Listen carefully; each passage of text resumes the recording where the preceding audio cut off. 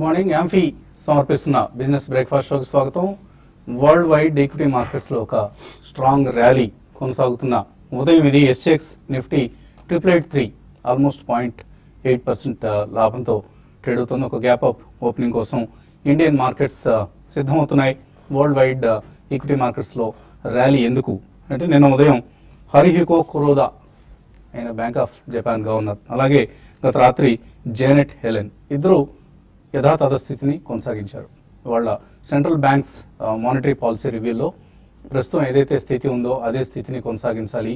జపాన్లో వడ్డీ రేట్లు ఇంకా ఒకవేళ నెగిటివ్గా -0.1 నుంచి -0.2కి తీసుకొస్తారని మార్కెట్స్ అంచనా వేశాయి. కానీ లేదు, ఇదే స్థితి వద్ద కొనసాగించాలి అంటూ హరిహికో కురోదా నిర్ణయించారు. అలాగే $786 బిలియన్ ఏటా వాళ్ళు కొనుగోలు చేసే అప్పుల వాల్యూ ఇది. $786 బిలియన్ అప్పుల కొనుగోళ్లు కొనసాగించాలని, అలాగే అమెరికాలో జెనెట్ ఎలెన్ వడ్డీ రేట్లు కనీసం డిసెంబర్ వరకైనా ఇదే 0% సమీపంలో కొనసాగించాలని కూడా నిర్ణయించారు.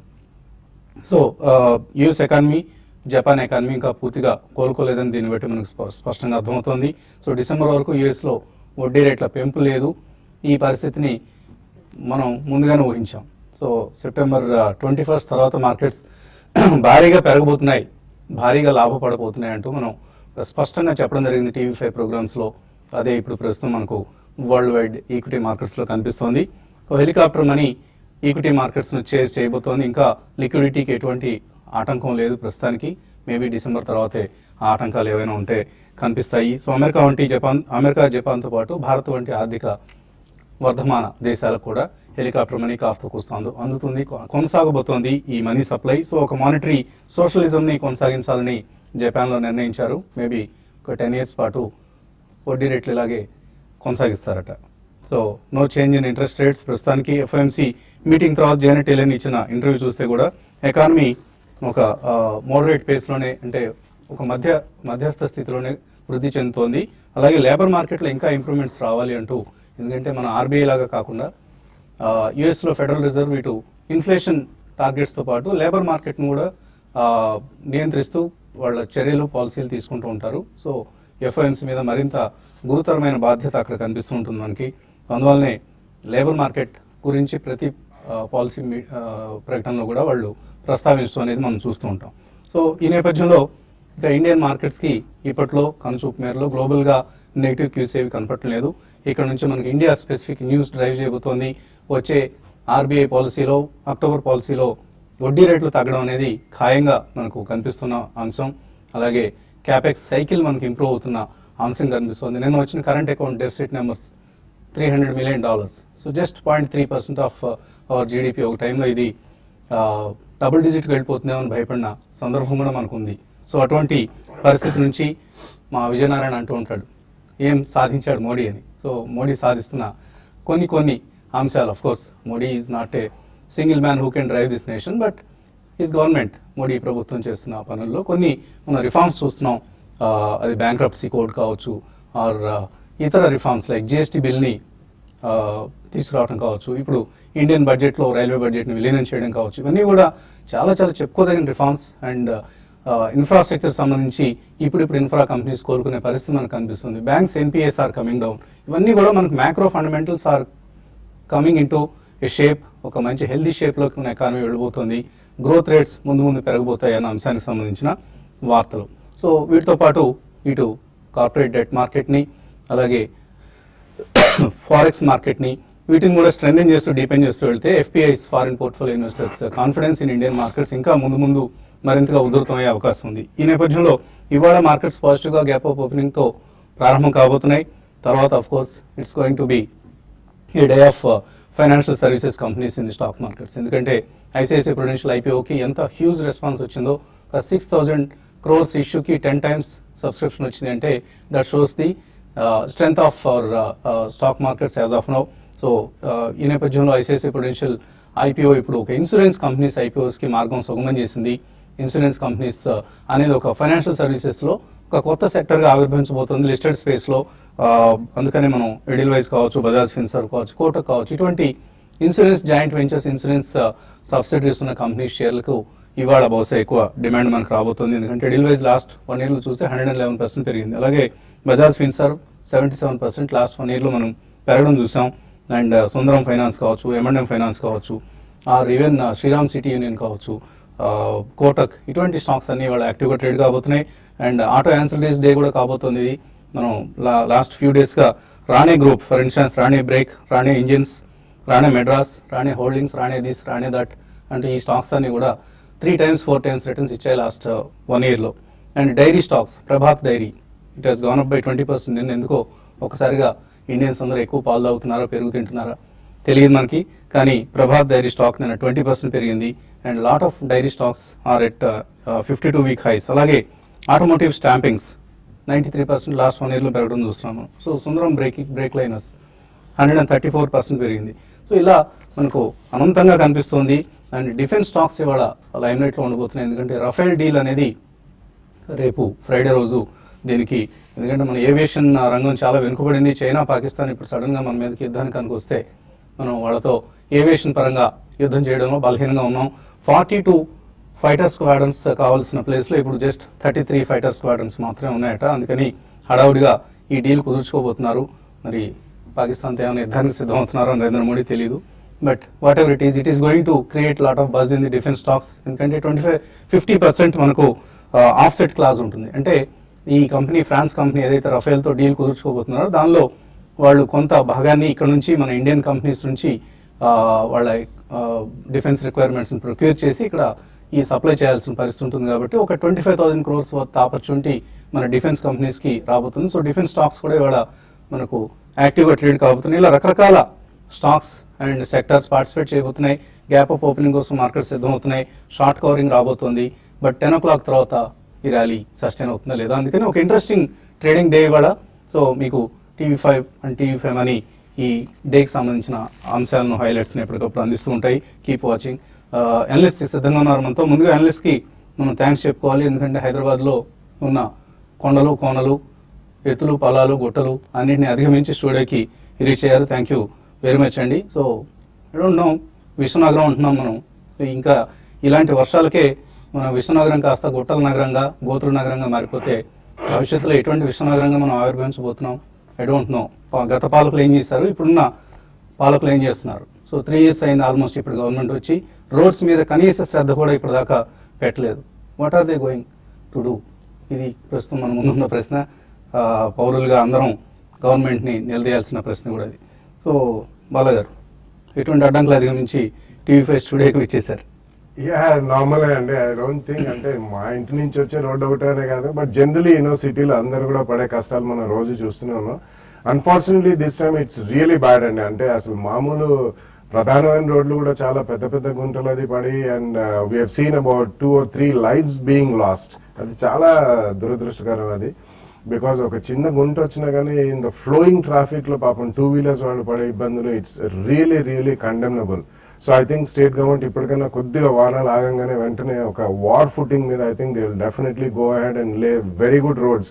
ఎందుకంటే that's one of the main reasons. ఎవరైనా మనకి ఇక్కడ ఇండస్ట్రీ కానీ, సర్వీస్ ఇండస్ట్రీ కానీ ఎవరైనా రావాలంటే they will see the infrastructure part.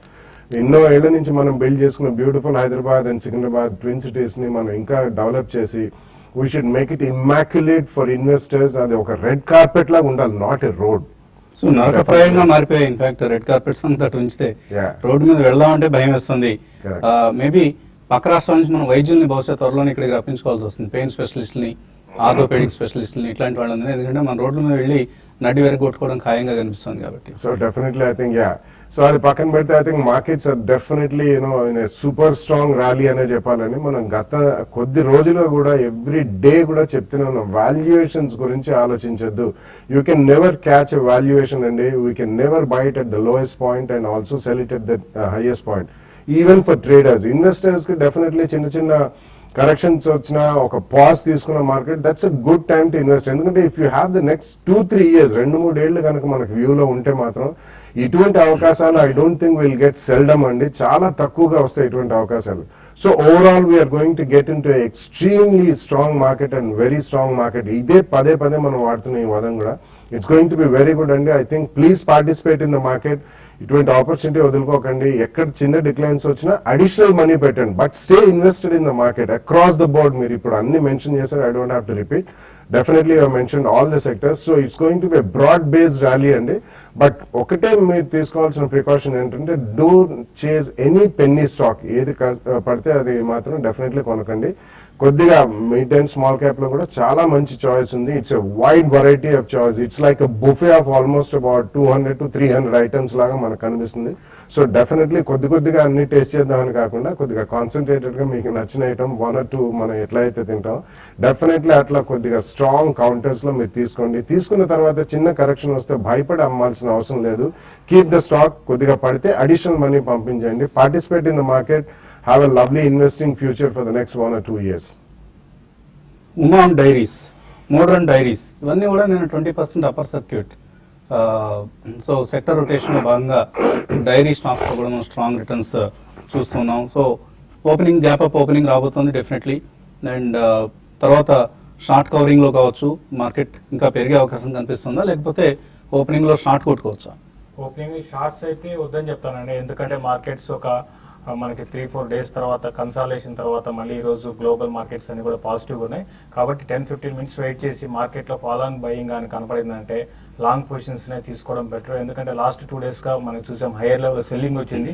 అయితే ఈ రోజు కూడా హైయర్ లెవెల్ సెల్లింగ్ వస్తుందని అనేది మాత్రం పెద్దగా రాకపోవచ్చు. 70% ఈసారి రెసిస్టెన్స్ లెవెల్స్ ని క్రాస్ చేసే అవకాశం ఉంది. ఎందుకంటే లిక్విడిటీ అనేది కూడా చాలా స్ట్రాంగ్ ఉంది. కాబట్టి 8840, 8850 అనేది చాలా స్ట్రాంగ్ రెసిస్టెన్స్ జోన్ గా చెప్పొచ్చు. అది కానీ క్రాస్ అయిందంటే ఈ రోజు నిఫ్టీ మళ్ళీ ఇంకొక 100 పాయింట్స్ ర్యాలీ అనేది కొనసాగవచ్చు. కాబట్టి డిప్స్ లో బై చేయడానికి ప్రయత్నం చేయమని చెప్తాను. అందులో భాగంగా రిలయన్స్ ఇండస్ట్రీస్ ఒకటి లాస్ట్ కొన్ని రోజులుగా మనం చూస్తున్నాం చాలా అప్ ట్రెండ్కి వచ్చింది. అయితే లాస్ట్ 2 డేస్ కొంత వీక్ ఉంది. బట్ ఈ రోజు అది మళ్ళీ చాలా స్ట్రాంగ్ ఉండే అవకాశం ఉంది. అదేవిధంగా BHEL ఒకటి కూడా ఈ రోజు కొంత బాగా పెరిగే అవకాశం కనపడుతుంది. దాన్ని కూడా ఎవరీ డిప్లో కరెక్షన్లో ఇంటర్డే కోసం బై చేసుకోవచ్చు. అదేవిధంగా ONGC ఒకటి 255 ఆ లెవెల్ పైన సస్టైన్ కాగలిగితే దాన్ని కూడా బయింగ్ పొజిషన్ తీసుకోమంటాను. ఒకవేళ నిఫ్టీ కానీ సెకండ్ హాఫ్లో కూడా 8840, 8850 లెవెల్స్ని క్రాస్ కాలేకపోతే అప్పుడు లాంగ్ పొజిషన్స్ని ఎగ్జిట్ కమ్మని చెప్తాను. బట్ ఏదైనా కూడా మార్కెట్ స్ట్రాంగ్ ఉండే అవకాశం ఉంది. బ్యాంక్ నిఫ్టీ విషయానికి వస్తే లాస్ట్ 3-4 డేస్గా చూస్తున్నాం కొంత వీక్నెస్ అనేది చూసాము. బట్ ఈ రోజు మళ్ళీ బ్యాంక్ నిఫ్టీలో కొంచెం స్ట్రెంత్ కనపడి 20,000 పైన వైపు వెళ్ళే అవకాశం ఉంది. అయితే 20,100 and 20,150 లెవెల్స్లో బ్యాంక్ నిఫ్టీకి రెసిస్టెన్స్ ఉంటుంది. అయితే ఓవరాల్గా మార్కెట్లో కొంచెం బ్యాంక్ నిఫ్టీ ఫ్యూ డేస్గా కొంత వీక్నెస్ కనపరుస్తుంది. బట్ ఏదైనా కూడా లాంగ్ రన్లో మళ్ళీ బ్యాంక్ నిఫ్టీ కూడా స్ట్రెంత్ పుంజుకునే అవకాశం ఉంది. దాన్ని కూడా ఎవరీ డిప్లో కూడా బై అని చెప్తాను. మిడ్ క్యాప్లో మనం చూస్తున్నాము లాస్ట్ 1 వీక్ హవా చూస్తుంటే ఒక రోజుకు ఒక సెక్టర్ ఎమర్జ్ అవుతుంది. అయితే ఈ రోజు ఏ సెక్టర్ ఉంటుంది అని చెప్పడం కానీ డిఫెన్స్ స్టాక్స్ బాగా పెరిగే అవకాశం కనపడుతుంది. కాబట్టి డిఫెన్స్కి చెందిన స్టాక్స్లో షార్ట్ టర్మ్ మీతో పొజిషన్ తీసుకోమంటాను. కొంచెం సిమెంట్ కంపెనీస్లో కూడా ఈరోజు మళ్ళీ బయింగ్ అనేది రావడానికి అవకాశం ఉంది. వాటిలో కూడా లాంగ్ పొజిషన్ కన్సిడర్ చేయొచ్చు అని. సో 36 ట్విన్ ఇంజన్ ప్రొఫైల్స్ ఇవి న్యూక్లియర్ వెపన్స్ కూడా డెలివర్ చేయగలిగిన జెట్స్ ఇవి. సో వీటిని మనం వచ్చే 3 ఏళ్లలో సమకూర్చుకోబోతున్నాం. సో నెక్స్ట్ 66 monthsలో 36 జెట్స్ విల్ బి డెలివర్డ్. మొట్టమొదటి ఇన్స్టాల్మెంట్ 9,000 కోట్లు బహుశా ప్రభుత్వం త్వరలోనే ఫ్రాన్స్ కంపెనీకి అందించబోతోంది. అండ్ మొత్తం డీల్ వాల్యూ 59,000 crores. దీంతో మన air force division of the defence strengthen కాబోతుంది, పరిపుష్టం కాబోతుంది.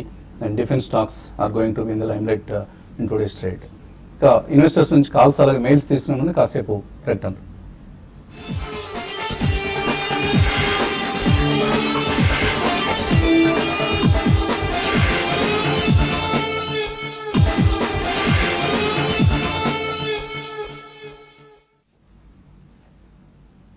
యాంఫీ సమర్పిస్తున్న బిజినెస్ బ్రేక్ఫాస్ట్ షోకి తిరిగి స్వాగతం. 8887 SX నిఫ్టీ ప్రస్తుతం ట్రేడ్ అవుతున్న వాల్యూ ఇది.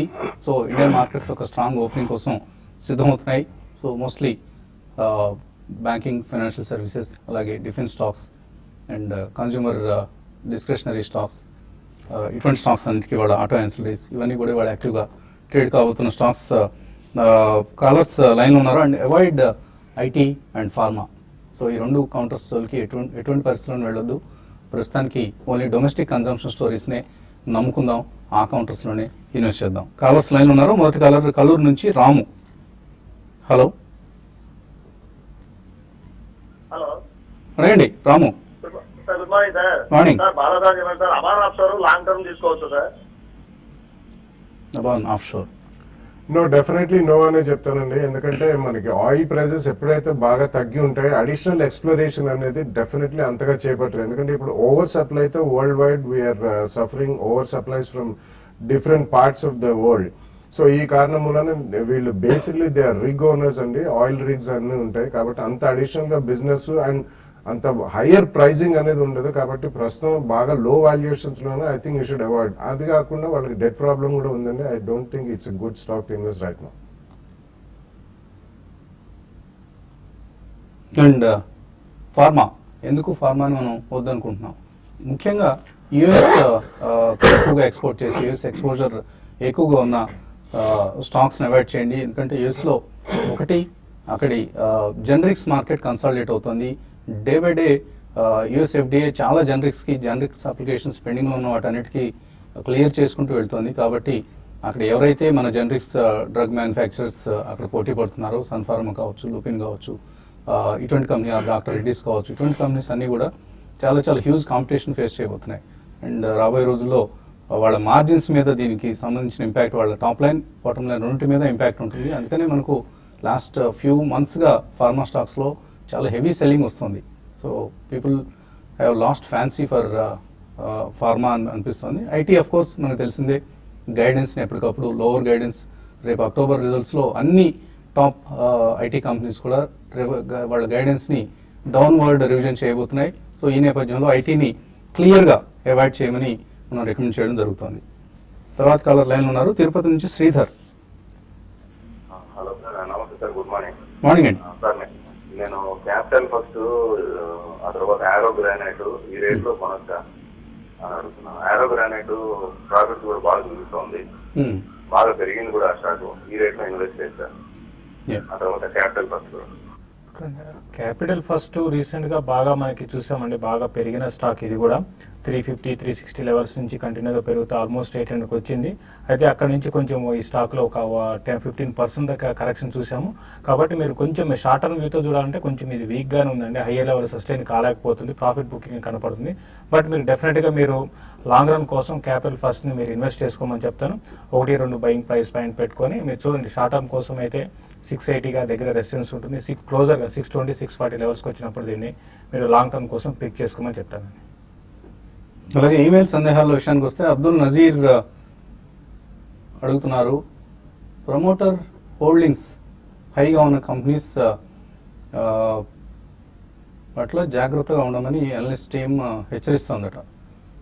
I want to know how can promoter holding influence the stock price. So అన్ని సందర్భాలు అలా ఉండదండి, జనరిక్గా అలా చెప్పం మనం. ప్రమోటర్ హోల్డింగ్ ఎక్కువగా ఉన్నంత మాత్రం ఆ కంపెనీలో ఏదో జరుగుతుంది. విప్రో ఉంది ఫర్ ఇన్స్టెన్స్, ఆల్మోస్ట్ మొన్నటి వరకు కూడా 80% స్టాక్ అజీం ప్రేమ్జీ దగ్గర ఉండేది. మనం ఎప్పుడు అటువంటి కంపెనీస్ని, so it depends on case to case. So ఎక్కువ స్టాక్ ప్రమోటర్స్ చేతిలో ఉంది అని అంటే కొద్దిగా వాళ్ళు ఆపరేట్ చేయాలి. దొంగ కంపెనీ అయితే ఆపరేట్ చేయడానికి వాళ్ళకి స్కోప్ ఎక్కువగా ఉంటుంది, కంట్రోల్ స్టాక్ అంటాం అటువంటి వాటిని. సో అటువంటి చోట్ల మీరు కేర్ఫుల్గా ఉండమంటాం. కానీ ప్రమోటర్ స్టేక్ హైగా ఉన్నంత మాత్రాన ఆ కంపెనీని అవాయిడ్ చేయండి అంటూ ఎప్పుడైనా మనం, it's actually a positive sign అండి. For a good company high promoter stake is a very positive sign. So మనకి లిక్విడిటీ అంతగా లేకపోతే, అండ్ ఇంకోటి మీరు ఇప్పుడు మెన్షన్ చేసినట్టు even dubious companies promoter stake high ఉన్నా కానీ వీ ఆల్ డోంట్ నో అండి. ఎందుకంటే ఇవన్నీ ప్రమోటర్ స్టేక్ హై ఉంటే లిక్విడిటీ ఒకటి చూసుకోండి స్టాక్ లో definitely. And promoter stake high ఉండి ఇఫ్ ఇట్ ఈస్ తాకట్టు పెట్టుంటే, ప్లెడ్జ్ చేస్తుంటే కంప్లీట్లీ, కొద్దిగా ఏదైనా ప్రైజ్ మనకి అందులో పడితే డెఫినెట్లీ ఎవరి దగ్గర అయితే ప్లెడ్జ్ చేశారో ప్రమోటర్స్ వాళ్ళ సెల్లింగ్ ఆటోమేటిక్ గా ట్రిగర్ అవుతుందండి. ఒక సర్టన్ లెవెల్స్ మార్జిన్ లెవెల్స్ తగ్గగానే అది ఆటోమేటిక్ ట్రిగర్ అయ్యి బంపర్ సెల్లింగ్ వచ్చే అవకాశం ఉంది. కానీ బట్ ప్రమోటర్ స్టేక్ మంచి కంపెనీలో హై ఉంటే it's actually a positive sign and that shows the confidence of the promoter in his own company and the future of the company. So మీరు ఇందాక అన్నట్టు వీ నెవర్ సెడ్ అంటే unless community అంటున్నారు, probably matter not refer to us only, but కంపెనీని బట్టి different గా ఉంటుందండి. You said it right and I also support you in that statement. ఇక మన కార్యక్రమాన్ని ఇప్పుడు ప్రస్తుతానికి TV5లో ఇక్కడితో ముగించి TV5 మనీలో కలవాల్సిన సమయం ఆసనమైంది. So 8:57 as of now. చాలా ఇంట్రెస్టింగ్ డే మన ముందుంది, ట్రేడింగ్ డే. కొద్దిసేపట్లో మార్కెట్స్ ప్రీ ఓపెనింగ్ సెషన్ ప్రారంభం కాబోతుంది 9 గంటలకు. ఈలోగా చిన్న బ్రేక్ తీస్తున్నాం. బ్రేక్ తర్వాత youtube.com/TV5 Money లైవ్లో మళ్ళీ కలుద్దాం. Keep watching TV5 and TV5 Money.